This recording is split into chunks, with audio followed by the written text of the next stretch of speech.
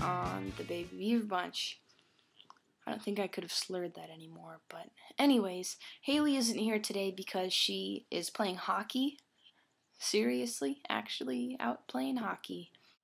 This week we're talking about sexualities being used as a way to be cool, or sexualities as a fad. And this is the argument that a lot of parents have. Like, it's just a phase and you just want attention and blah blah blah. I have a different viewpoint than the rest of the members. I agree that there are some people, bi till grad girls is what they're called by majority of the community, which is really kind of not cool. But there are girls who will pretend to be bi to get their boyfriends jealous.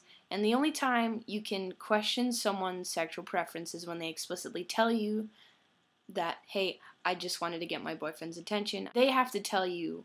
You can't say, you're not really bi, you're just going through a phase, you just want attention, you just want to fit in somewhere. This is the only reason you're coming out and being so flamboyant when you're clearly straight. You can't question someone's sexual preference. This may seem a little bit weird because I know that a lot of people within the LGBT community are kind of hard on bisexual people because they don't think it exists, and all this ridiculous hate within the community that was spoken about earlier, I think. The way we can fix this whole being gay is a fad thing, or using gay to be cool, is to use labels as little as possible. If you come out as a lesbian and you run and tell everyone, hey, I'm a lesbian, I'm a lesbian, I'm a lesbian, you're really putting yourself in a bad place. You're setting yourself up for a lot of trouble because, say you like a girl and she comes out to you as trans. Do you stop liking this girl or this guy now just because his gender identity is different than it was before? I think when you fall in love with someone or you have feelings for someone, you fall in love with their personality, their characteristics, the way they speak to you and act towards you, and the things they do for you and the things you can do for them. And it's really not about what's in their pants or what pronouns they prefer. It's not about that, it's about the person. This goes into the whole sexuality is fluid thing, which I strongly believe sexuality and gender alike can be fluid.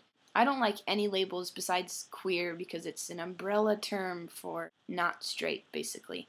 One of those that really isn't keeping you from being anything.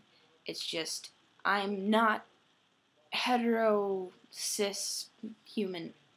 I'm just someone who likes everyone. If we could just say all humans have the ability to love other humans, then it'd be a lot easier. Because then when someone came out, oh, I'm gay, they wouldn't ever do that. It wouldn't bring attention to them. You wouldn't feel like they're intruding on your community or whatever, because there really would be no community.